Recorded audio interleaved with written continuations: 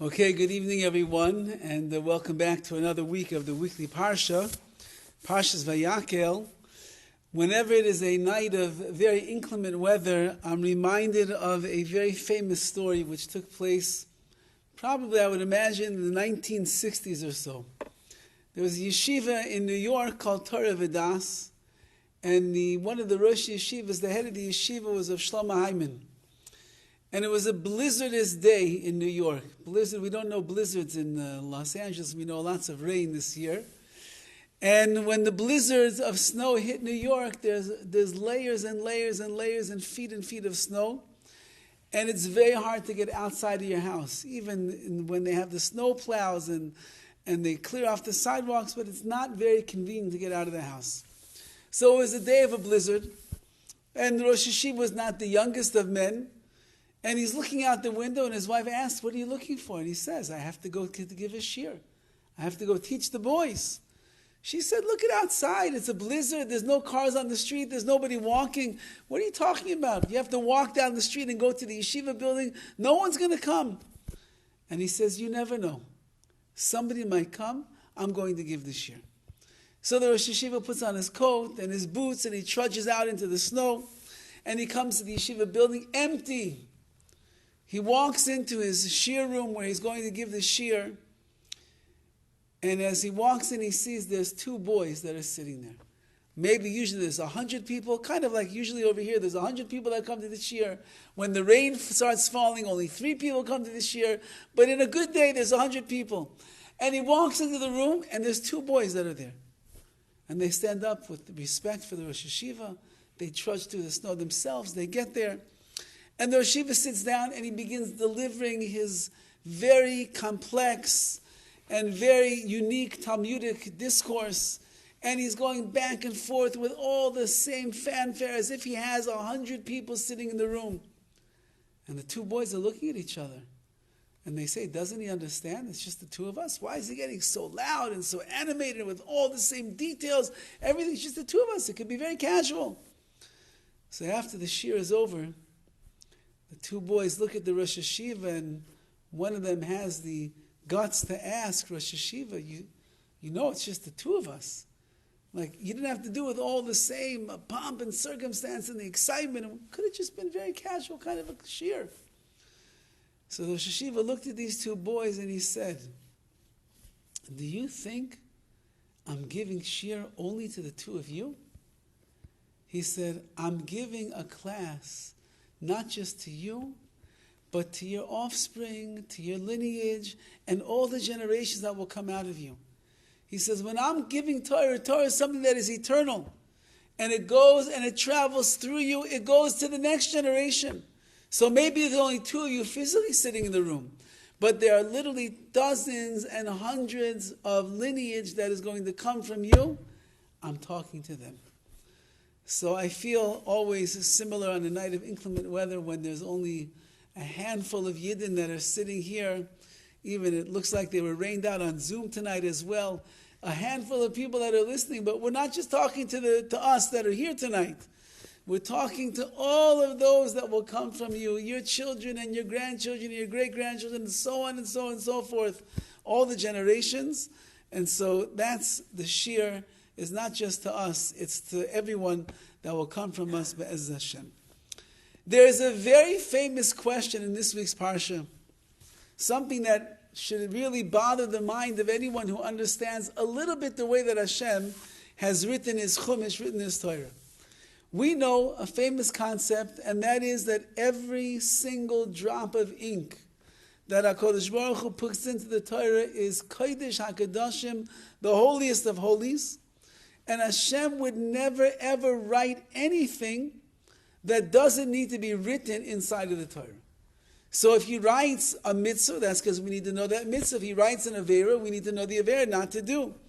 If He recounts a story which took place thousands of years ago, it must be because we need to know the details of that story, so we have something for us to learn all these many years later. We have to learn from that which the person that the story is talking about went through. HaKadosh Baruch Hu rarely ever will repeat Himself in the Chumash because He's not into making more pages so that he can charge more money and make more money on the Chumash. He wants to write succinctly. He wants to write exactly. He wants to write only the information that we need to know. So it is very puzzling in this week's Parsha VAYAKHEL.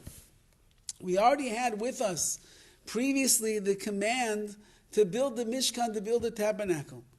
And HaKadosh Baruch Hu went through great painstaking detail with all the measurements, all the parts, all the materials, everything that we needed to know how to build the Mishkan, how to build the tabernacle. We learned that already. So if that is the case, so then how come in Parshas VAYAKHEL does HaKadosh Baruch Hu once again go through all of the details of the building of the Mishkan, how it is that it's going to be built, this tabernacle, how long, how big, how high, what kind of materials, how the materials will be made? We already know that, Hashem. So you spent almost an entire Parsha replaying and recounting and rehashing information that we already know very clearly. And so much so, anyone that ever looks inside of a Chumash knows that Rashi comments on every verse in the Chumash where he feels you won't understand what exactly is being said unless he adds the commentary to bring the explanation to life. In Parshas VAYAKHEL, from the fourth Aliyah on, Rashi is almost silent. He has nothing to say. And the reason he has nothing to say is because he said it already before in previous Parshas when we learned all of the details of the Mishkan. So why does HaKadosh Baruch Hu, in his infinite wisdom, with his holy ink, in his holy book, the Torah, where he never writes a single letter that is not necessary, why does he write hundreds and hundreds of letters and words all over again? To teach us something that we are already well aware of in the Asiyas HaMishkan, in the building and the constructing and the forming of the Mishkan of the tabernacle. So the Ramban is bothered by this question. And he makes it even stronger because the Ramban points out that the truth is there's really 5 times in the Chumash that HaKadosh Baruch Hu explains how to build the Mishkan. So once you got the picture, twice it's called some review. 3, 4, 5 times HaKadosh Baruch Hu has to write 5 times how to build the Mishkan. There's a mitzvah to build the Mishkan. There's a command to build the Mishkan. Why does he do it so many times? So the Ramban has a very long commentary over here, and he goes through each one of the 5 times to show you why each one is a little bit different and exactly what its purpose is coming to do. But at the end of the day, says the Ramban, still, Hashem could have condensed the whole thing and got it out of the way with 1 time, 2 times, maximum 5 times. What do you need it all for? So the Ramban says very beautiful words, and he says, "Ve'ala klal kol zeh." And in general, the reason that HaKadosh Baruch Hu tells us the building and the construction of the Mishkan, of the tabernacle so many times, is because derech chiba v'derech ma'ila. It shows HaKadosh Baruch Hu's tremendous love for the Mishkan and the ma'ila and the esteem that he has of this great edifice that Klal Yisrael was zeicha, that we merited to build. As we know in the words of Rav Hirsch, the Mishkan itself was one of the most miraculous physical objects that the world will ever see. HaKadosh Baruch Hu, who is the master of the universe, who fills up the entire universe with his essence, with his being, he doesn't need one little place in this world to call his house where he's going to dwell. And yet he commanded Klal Yisrael, I want you to make me a place with your hard work and your effort and your ingenuity. I want you to harness all of the resources of this physical world. I want you to use your chachmas halev, your wise-heartedness, which means that even if you don't know exactly how to make this, if you want and you desire and you will to do the will of HaKadosh Baruch Hu, Hashem will help that you can do it. I want you to bring it all together. Make me a little house in this world, And that's why I will come and I will hang my hat, says Hashem. I'll dwell inside the Mishkan amongst you. Says the Ramban, the reason that Hashem tells over the building of the Mishkan 5 times in the Chumash is to show how much He loves how the Mishkan itself was built by Klal Yisrael, how much He loves what the Mishkan, what the tabernacle stands for, how much He loves the effort that a Jew will exert for the sake of Hashem. It is beloved and it is treasured in His eyes, and therefore He repeats it again and again. Lo yimar, that means to say, Ki chafetz Hashem b'melacha. HaKadosh Baruch Hu desired the work of the Mishkan. Umazkir oisa b'torasa pa'amim rabbis. And Hashem therefore mentions it many times in His Torah. Laharba ischar la'oiskim ba, in order to increase the reward for the ones who will engage even in the study of the building of the Mishkan. We live in America in 2024, 5784. We are way far away from the building of a Mishkan. We're far away, unfortunately, from the building of the Beis HaMikdash. Halavai, it should happen today. But we haven't built one yet in 2,000 years. So how are we going to perform the mitzvah of building the Mishkan? How will we perform the mitzvah of building a Beis HaMikdash and dwelling inside there? Says the Ramban, if you study, if you engage yourself in learning the laws, if you begin to understand the intricacies and the details of the Asiyas HaMishkan, of the making of the Mishkan, you will receive tremendous amount of reward for such study. And therefore the Torah goes not once, not twice, 5 times in the Torah how to build the Mishkan. Read the verses again. See how to build it again. Understand the tapestries again. Understand all the materials again. Again and again and again. Like we do Chazar, we review it again and again, and therein will lie the one's great reward. And this is similar to what it says in the Midrash. And this we had much earlier in the Chumash. We know that Eliezer, Eved Avraham, Eliezer was the servant of Avraham Avinu. He was sent by Avraham to go and find a wife for his son Yitzchak. And he goes, and we remember the miracles. Rivka comes, the water rises up, she feeds the camels, and everything works out picture perfect, exactly the way that Eliezer davened that it should take place. And so we see all the details, and then we see that Eliezer goes and he recounts the tale to Lavan when he has to, and he tells over letter for letter, detail for detail, exactly how it happened. So the Midrash over there is also bothered by the same question. We already know the story. So the Torah could have said, and Eliezer told over all of the events which took place, and we would have known exactly what that's talking about. Says the Midrash, Yafa sichas avdei batei avos livnei HaKadosh Baruch Hu.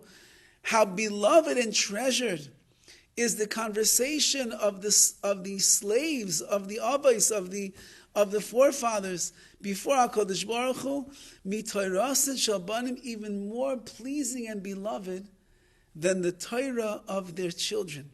What does that mean? PARSHAS shel Eliezer shnayim ushloisha dapin amor. Because if you look inside the Torah, you'll see there's like 2 or 3 pages where the story of Eliezer comes up, how he got the wife for Yitzchak. However, the Torah itself, some of the mitzvahs that we learn, just said in passing. Details never even discussed. The essence of the law, we don't know unless you would learn Sefer HaChinuch, or another one of the glorious books that we have that describe it. But over here, says the Midrash, HaKadosh Baruch Hu loves the sicha, the speech, the conversation of the avos, of their servants even, because they show their dedication to their master, so therefore he allows it to be twice repeated. And so too is the Mishkan. HaKadosh Baruch Hu has a tremendous love of the Mishkan. Not perhaps per se only because of the Mishkan itself, but everything that it took to make that Mishkan as it was. And that's maybe perhaps for us the beauty of the 5 times repetition. We can actually discuss certain things that we didn't get a chance to discuss yet in the building of the Mishkan. There is the famous question, which we also, I think, are all aware of. The Jewish people are coming out of Mitzrayim, out of Egypt. They are used to very obtuse and very thick type of work that they had to do. They were building pyramids, or they were building buildings. They had big, gigantic bricks made out of clay where they gathered the straw. They were not artisans. They were not experts in their field of how to chisel away gold and silver. They didn't know how to make tapestries, how to weave. None of that, even to cut wood so fine exactly the way and then lay it with gold on top. They didn't know any of this. So the major question that all the Meforshim and the commentators ask is, how in the world did the Jewish people come into the middle of the wilderness, get a command to be experts in the field of gold, of silver, of copper, of tapestries, of weaving, of all the things they had to do, and build a Mishkan? And so the Torah says several times throughout the story of building the Mishkan, Koil Chacham Leiv, anyone with a wise heart, let him come and build the Mishkan. And the Meforshim tell us, what is a wise heart? A wise heart is a heart that wants very badly to understand the wisdom of Hashem. It might not understand it right now. It might be perplexed exactly what is going on. But it has a deep, burning desire inside to understand the wisdom of what HaKadosh Baruch Hu wants us to do. When a person lives their life in such a way where they want the chachma, they want the wisdom, they really want to be able to fulfill the will of Hashem, it's just they're not so familiar with it, says HaKadosh Baruch Hu, I will then infuse you and imbue you with a godliness, a wisdom that you never knew that you had before, and you will be able to build a Mishkan like no other generation in the history of the world till this time, nor after this time. And therefore, part of the reason that HaKadosh Baruch Hu loves the Mishkan more than anything else in the Chumash, he speaks about it 5 times, is because of what it means of the people that were dedicated to building the Mishkan. We were not just a nation that came out of slavery and we were trained to build. We were not people that understand all the details and the fine points of how to do it, but rather because we had such a deep burning desire to do the will of Hashem, HaKadosh Baruch Hu rewarded us that we were able to harness the energies and build this house for HaKadosh Baruch Hu.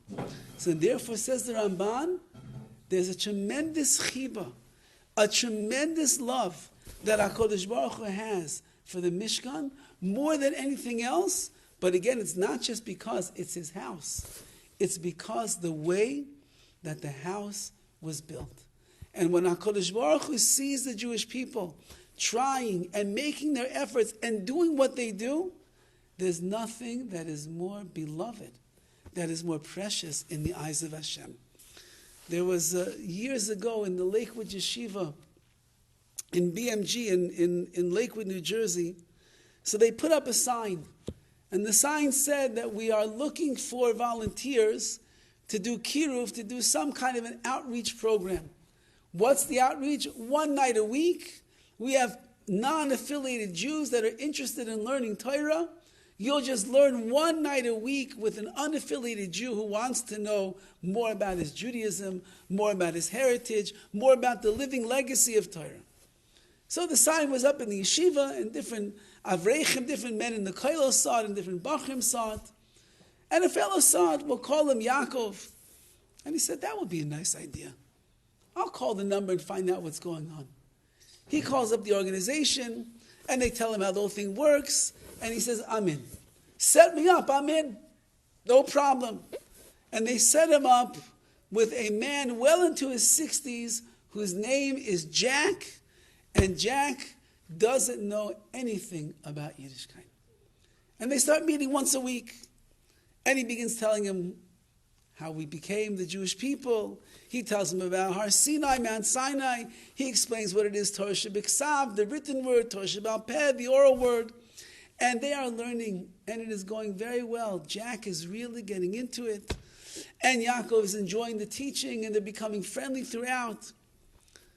1 week after many months of learning together, Yaakov comes to meet Jack in the place where they learn, and he's not there. And he's looking all around. Did he miss him? No, he's not there. So he has a number for his house, and he calls the home, and his wife answers the phone. And he says, "Hi, this is Yaakov. I'm your husband's chavrusa, his learning partner." He says, "Is your husband coming tonight?" She's like, "I'm so sorry, you didn't hear?" He said, "Didn't hear what?" He said, "You know that many years ago, Jack had the machle, he had a very serious cancer, and he went into remission for quite some time, but recently he came back with a vengeance, and he's now in the hospital, going through treatments and trying to fight this battle another time." I had no idea. Which hospital is he in? She tells him the hospital. He says, "I'm going to go visit your husband." So on his way to the hospital, he stops at a Judaica shop, and he runs in and he gets a siddur, nice art scroll siddur, inscribes it from your dear friend Yaakov. You should have a refuah shlema, you should have a healing. He gets it wrapped, and he goes to the hospital. And he comes and he sees his friend Jack lying in the hospital.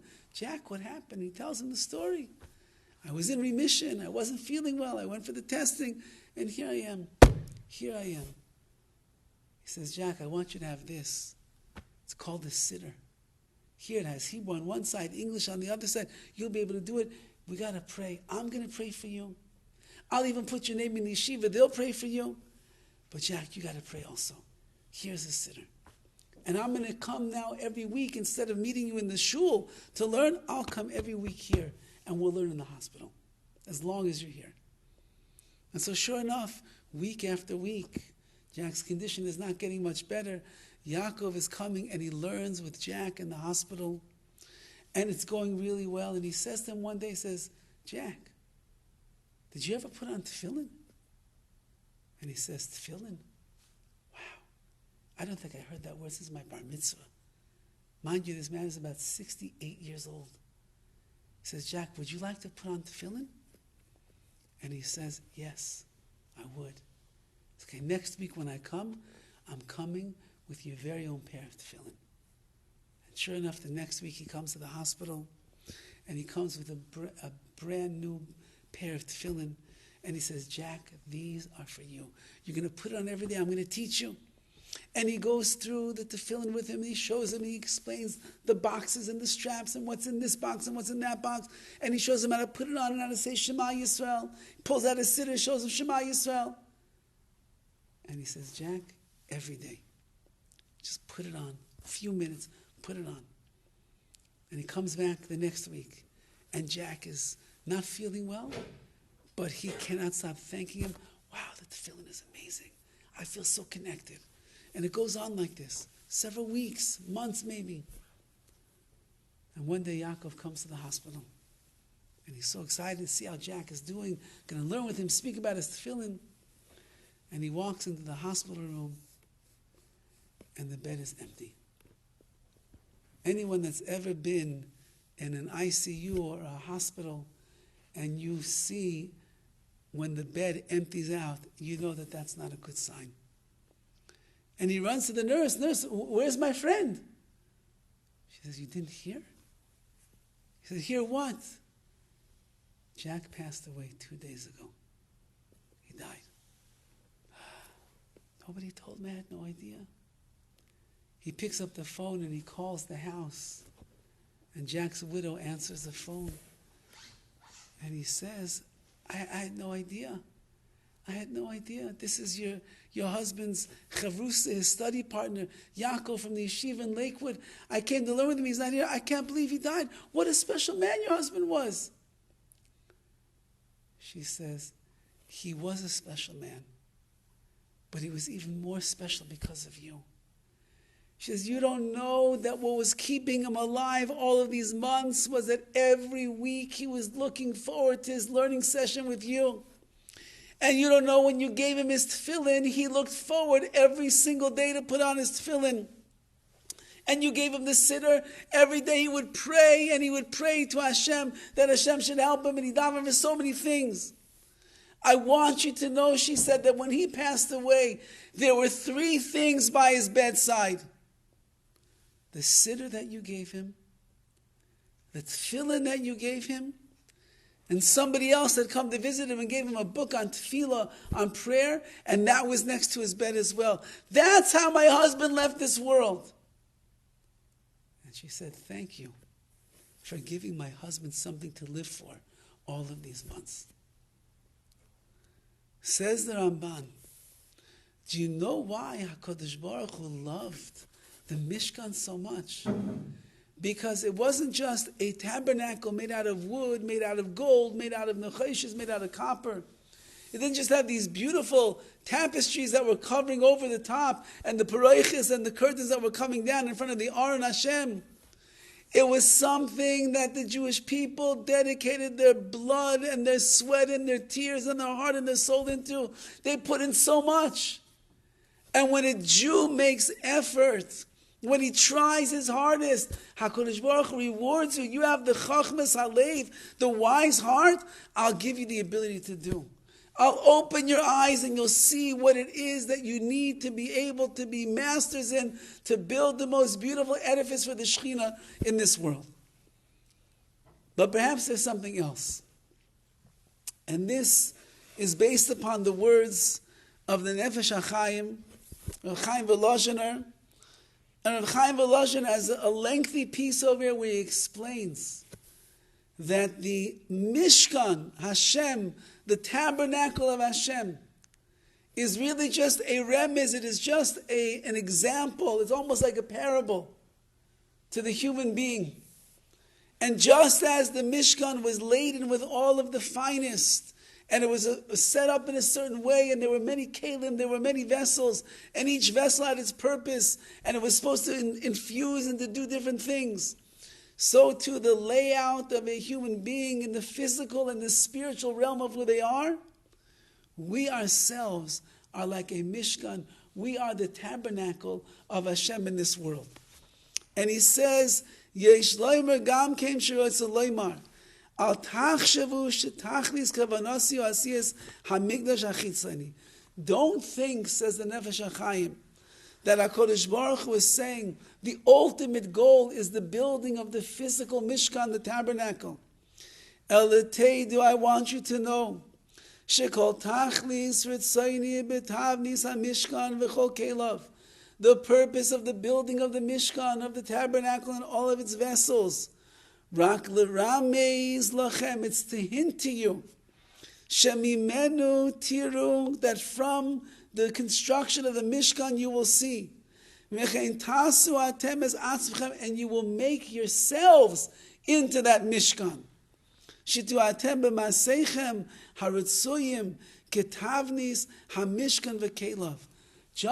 the Mishkan was a place where the Shekhinah was able to dwell.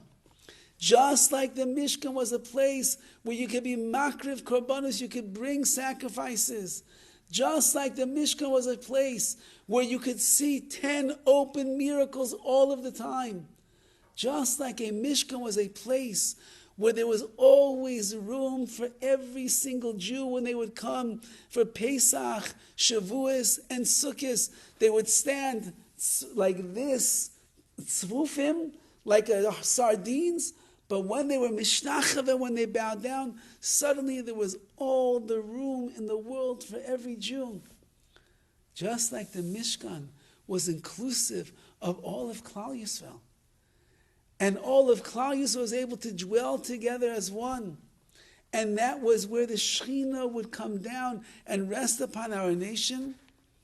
You should know that if you play your cards right, and you act in the right way, and you behave in the right way, and you do the right things, then you become a living Mishkan, a tabernacle here in this world. Your mind is the kli, is the vessel that will house the Shekhinah. Your body is the vessel, the vehicle that will be able to do mitzvahs here in this world. Your legs will become the machines that will carry you to run to the Beis Midrash, to do the will of HaKadosh Baruch Hu. Your hands will be these special entities that HaKadosh Baruch Hu has given you to wrap your arm with tefillin, to reach into your pocket and give tzedakah. You will become that Mishkan. You will become that tabernacle. And he writes, that's what it means. As we said in the very beginning of all the Parshas, in Parshas Truma, when Hashem originally assigns us the mitzvah of building the Mishkan, it says, "V'asu li migdash, v'asu li migdash, v'shechanti b'seicham." Make for me a migdash, a sanctuary, and I will dwell inside of seicham, of you. Meaning, you make for me a sanctuary, and it should have said, make for me a sanctuary, and shechanti b'seichai, I will dwell inside of it, but it doesn't say that. You make for me a sanctuary, and I will dwell inside b'seicham of you. Shekechol hashani mara oischa es tavnis hamishkan. As much as I show you the purpose of building the Mishkan, tachlis kavanasi, my intention is, shechein tasu es atzmechem, you are to make yourselves into a Mishkan. And therefore, perhaps, maybe that is what the Torah is telling us over here. The reason that HaKadosh Baruch Hu says again and again and again how to build the Mishkan is because Hashem is telling us, don't forget what the purpose is. And don't forget what your purpose is in this world. You didn't come into this world just to be and just to go through life and do a mitzvah here and to guard yourself from an affair over here.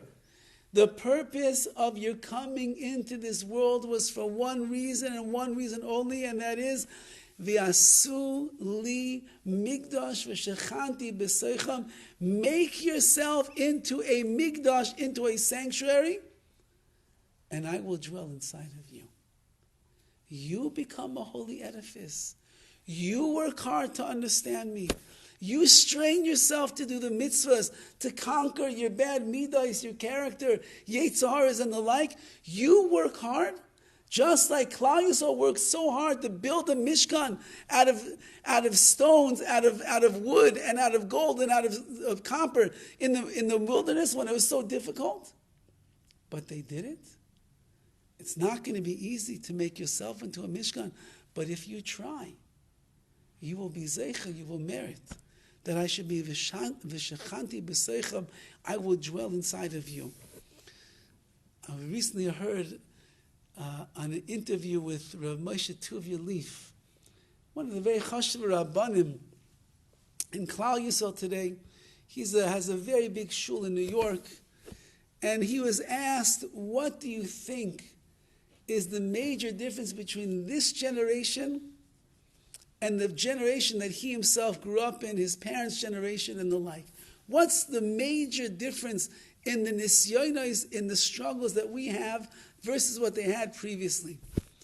And one of the things that he was focused in on was that the world of gashmias, of physicality, the world of the pleasures and the luxuries that we have in the world today never existed in previous generations. And he wanted to make the following point. He said, when I grew up, he said, my father was a big Talmud Chacham, was a Torah scholar. He was a Rabbi, but he also had a very prestigious profession. He made good money. My mother had a prestigious profession. She made good money. We lived very simple. We lived in a house they never remodeled. My father only bought used cars from Rabbeim. That's how much. There's something called the Yeshiva Shakar. He bought the used Yeshiva Shakar. That's what he drove.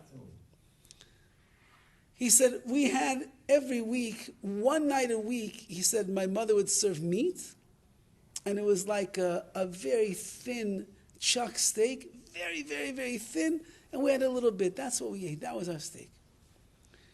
He said, a short time ago, he said, I was in Miami. He was brought over to Miami to speak and to give drushes and to be mechazik, to strengthen the community. And somebody said, okay, I'll take you out to dinner. And anybody knows what's going on in Miami over there, they have what's called the Miami Steakhouse. So they took Rav Moshe Tuvia Leaf to the Miami Steakhouse. And he said, it's a fancy. He says, listen, I like steak as much as anybody else, but there's limits. He goes into the steakhouse, he's sitting down, and he says the guy behind him, in the table behind him, is ordering. And he's ordering a 40-ounce steak. But before he makes the final order, he says to the waitress, he says, the 40 ounces is weighed before they cook it or after they cook it? So he's thinking and he's listening. He says, do you understand what this fellow is asking? 40, like a lion. Lions might eat 40 ounces. And the guy's asking, well, is you weighing the 40 ounces before you cook it? Because after you cook, it's going to be like 36 ounces. Or is it 40 ounces after it's cooked? Says Rav Moshe Tuvia Leaf, we came into this world to live a life of Kedusha. We came into this world to live a life where we're serving HaKadosh Baruch Hu. What is getting in our way right now? It's all of the luxurious, which has become standard lifestyle of the average, even religious Jew in the world today. All of that is getting in the way. And if we want to stay in the world of the Mishkan, we want to stay in the world where we're making ourselves an edifice that's going to allow the Shekhinah to dwell inside of us, we have to make sure that we are striving and cleaving and trying our best to stay in a place where there's more ruchnius and there's going to be less gashmius.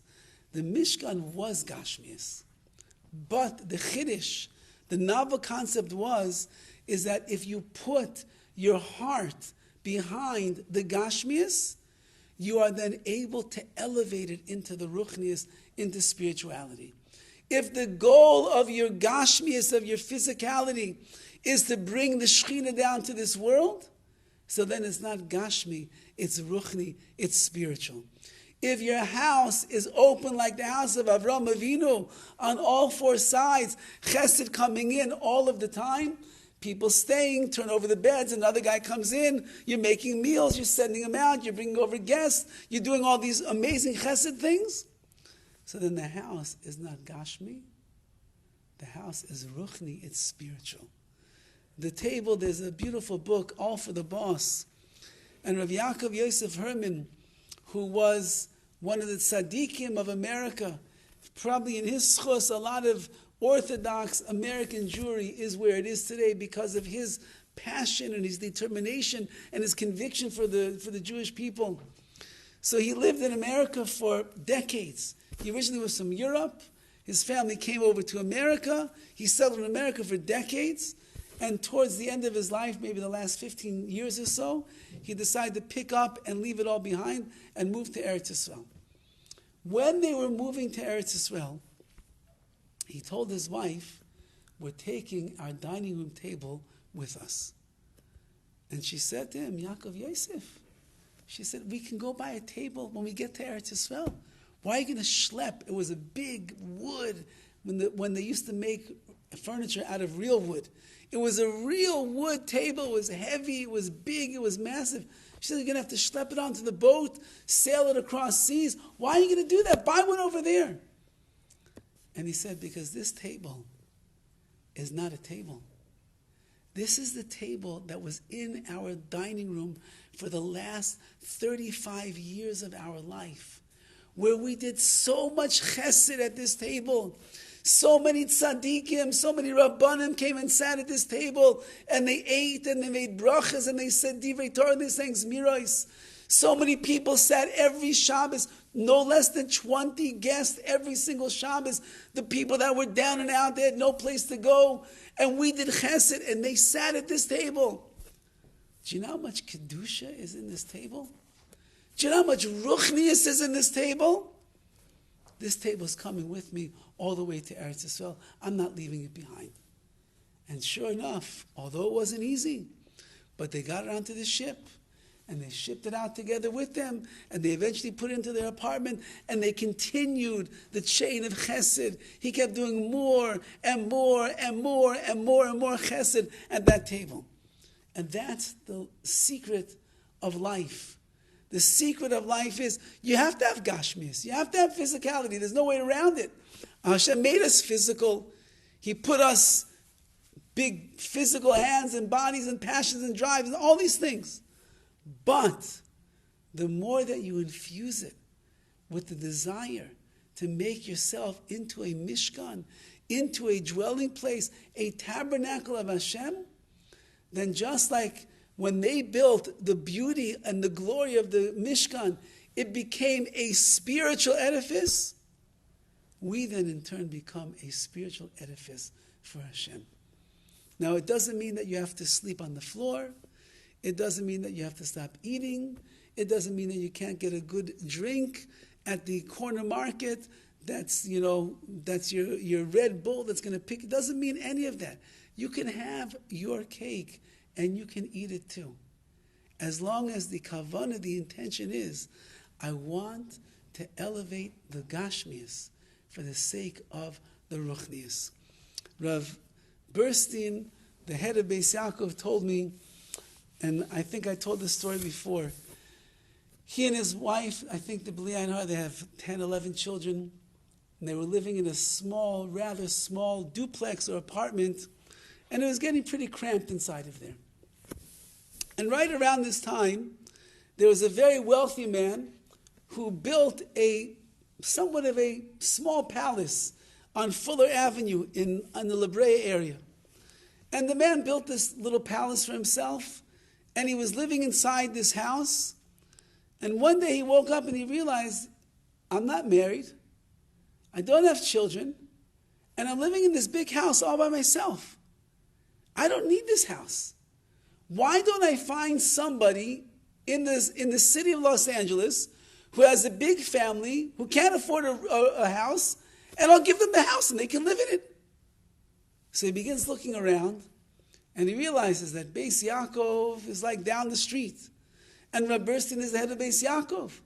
Wouldn't it be so convenient for Rabbi Burstein if he would live in a house that he could walk to his home away from home every single day, and he'll have enough room for all of his kids? So he went to Rabbi Burstein, and he asked him. He said, listen, I don't need this house. I'll tell you like this. I'll leave it to Beis Yaakov. It'll be an investment for Beis Yaakov on one condition. You and your family have to live in this house. So Rabbi Burstein is a very simple man from Williamsburg, who then went to Eretz Yisrael, learned in Brisk, in the Mei Sharim area of Yerushalayim. Nothing too fancy over there. Came back to Lakewood. From Lakewood went to LA, and he was living a very simple life. And now this man wants to gift him with a gigantic house. 2 stories, maybe there's even a basement, 3 stories, plenty of bedrooms, big kitchen, stone floors, big skylight on top. And he didn't know what to do. Take it or not take it? So he called Rav Avram Pam. Rav Pam was one of the Gedolei Hador at the time. He was also a man of clear understanding of how a person should live their life. And he asked him what he should do. Should he take the house? Not take the house. Take the house? Not take the house. And he told him, I don't remember the exact words, but he basically told him, if your house is being used to take care of your children, and it's being used to raise your family, and you'll do chesed in that house, and you'll open up the doors for other people that are passing through, and you'll make Sheva brachas, and you'll have Shabbos guests, and so on and so forth, then the house itself is not a big house of gashmias. The house becomes a big house of chesed and ruchnias. And he says, no problem, you could take the house, if that will be your kavanah. So he took the house, and they made a Chanukah Sabayis, which is a kind of like a consecration of the house, so to speak, housewarming part, I guess we would say in English. And at that housewarming party, Rav Fassman Zatzal, who was the Rosh Kollel of the Kollel here, he spoke. And he said over the following words, because everybody was like, Rav Bernstein, this house, what is Rav Bernstein doing in this house? And he said, you should know that the reason that Rav Bernstein is able to take a house like this is because if tomorrow he would be told that he has to go back to his little tiny apartment and squeeze all of his kids back in there, he and his family would have no problem at all. They would go right back from where they were. Because they're ruchnias, not gashmias. Says the Torah over here, our goal in life is to be ruchnias, not gashmias. Says HaKadosh Baruch Hu, so much I love the building of the Mishkan. So much I love that Klal Yisrael could dedicate themselves to all this beautiful splendor and glory of the physical world and make it into ruchnias. I have to say it no less than 5 times in the Torah. Again and again and again to show you my chiba, my love, my desire for the Mishkan. And then, as the Nefesh HaChaim is saying, it's not just about the physical edifice in this world. What is beloved in the eyes of Hashem is when we will make ourselves into a Mishkan, into a tabernacle. When we try hard, when we make efforts, when we push ourselves beyond our limitations, when we are Meiser Nefesh, we sacrifice a little bit of our comforts for the sake of Hashem. Push and push and push.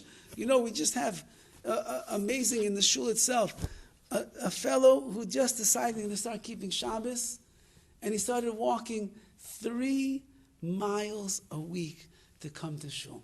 Is that remarkable? Is that remarkable? If you live down the street, it's easy. If you live a block away, it's easy. If it's a 10-minute walk, it's easy. If you live 3 miles away, up a hill, he told me it's uphill in both directions. I don't even know how that works, but it's uphill in both directions. If you push yourself, you're walking, you're a Mishkan. Like the Mishkan would travel down the street. It would travel in the midbar, in the wilderness, and everybody saw the Mishkan traveling, the Shekhinah going along with it. We ourselves are the traveling Mishkan in our lives. In Yetz Hashem, just as HaKadosh Baruch Hu he had a chiba, such a beautiful love for the Mishkan, he should have a beautiful love for us as well when he sees us trying to become our own tabernacle, which will house his Shekhinah, his divine presence. And in that zechus in Yetz Hashem, he'll bring us to the ultimate place where the Shekhinah is going to rest. And that's with the building of the Bayis Shlishi, the 3rd Beis HaMikdash, Bimheira V'Yameinu.